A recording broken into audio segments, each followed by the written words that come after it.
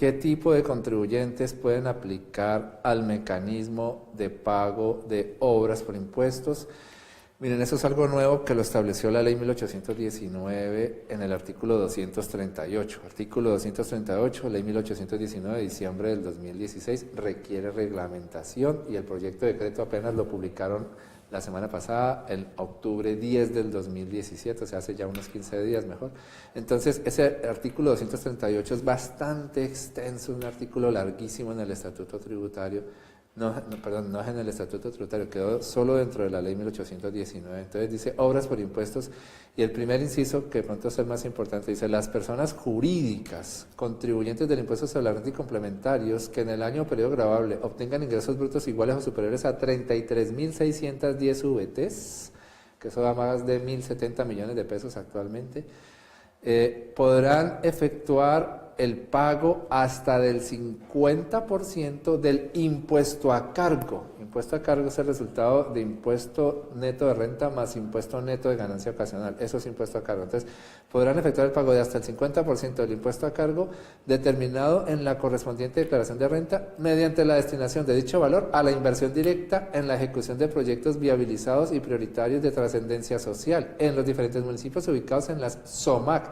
SOMAC es una nueva sigla que traduce zonas más afectadas por el conflicto armado, y esas zonas ya fueron definidas con un decreto reciente, el decreto 1650 de octubre 9 del 2017, donde señalaron cuáles son los 344 municipios a los que se les considera zonas más afectadas por el conflicto. Entonces, sigo leyendo el 238, dice que destinen entonces un dinero para hacer inversiones en los municipios considerados SOMAC, que se encuentren debidamente aprobados, los proyectos de infraestructura que se encuentren debidamente aprobados por la Agencia para la Renovación del Territorio, ART, previo visto bueno del Departamento Nacional de Planeación, DNP, relacionados con el suministro de agua potable, alcantarillado, energía, salud pública, educación pública, construcción y reparación de la infraestructura vial. Entonces, si usted termina de leer este artículo, que es bastante largo, tiene bastantes numerales y luego tiene bastantes parágrafos, ¿sí? Entonces, lo que uno entiende es que solamente son personas jurídicas, ¿sí?, de cualquier tamaño, pero que sus ingresos brutos en un determinado año le alcancen a dar, ingresos brutos sumando renta ordinaria más ganancia ocasional, le alcancen a superar los 33.610 VTs. Ellas son las que van a poder decirle a la DIAN,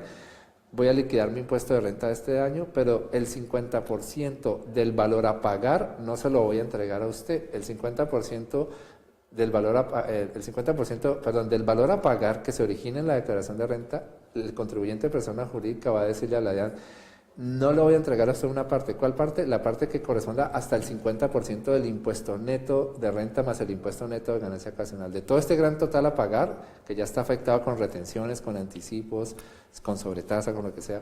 Entonces, de todo este gran total a pagar, no le voy a entregar a usted la parte que corresponde al 50% del impuesto neto de renta, porque esa parte la voy a enviar a hacer obras de interés público, pues allá en estos municipios considerados SOMAC. Entonces, en vez de pagarle todo el dinero a la DIAN, la persona jurídica va a decidir, y ella misma es la que tiene que ejecutar la obra pública en estos municipios. Si se leen todos los 238, la empresa tendría que encargarse de estructurar el proyecto, conseguir los contratistas, ejecutar la obra y luego darle el aviso a la DIAN de que ya quedó terminada la obra. Entonces, en vez de entregarle la plata a la DIAN, la plata del impuesto de renta, lo que se hacen es obras públicas en esos municipios. Y entonces vienen unas preguntas de que si, por ejemplo, el impuesto neto de renta más el impuesto neto de ganancia ocasional marca 100 millones, pero luego de las retenciones, luego de los anticipos, ya el saldo a pagar apenas da, por ejemplo, 32 millones de pesos.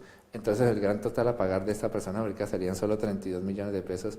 Le están diciendo que hasta el 50% del impuesto a cargo, o sea, de los 100 millones, es lo que puede enviar o destinar para hacer estas obras. Entonces, al final, todos los 32 millones del saldo a pagar es lo que ya puede destinar, porque los 32 millones están por debajo del 50% del impuesto a cargo, Entonces, hay que estudiarlo con bastante detenimiento. Y uno se pregunta, ¿hay una empresa a la que le dé saldo a favor se interesaría en hacer este tipo de figura de que ¿Cómo va a hacer obras si a lo que al final lo que le dio la declaración fue un saldo a favor? Y resulta que en el proyecto de decreto dan a entender, sí, el proyecto de decreto que les dije que salió en octubre, dan a entender que hasta una empresa con saldo a favor podría interesarse en hacer esto.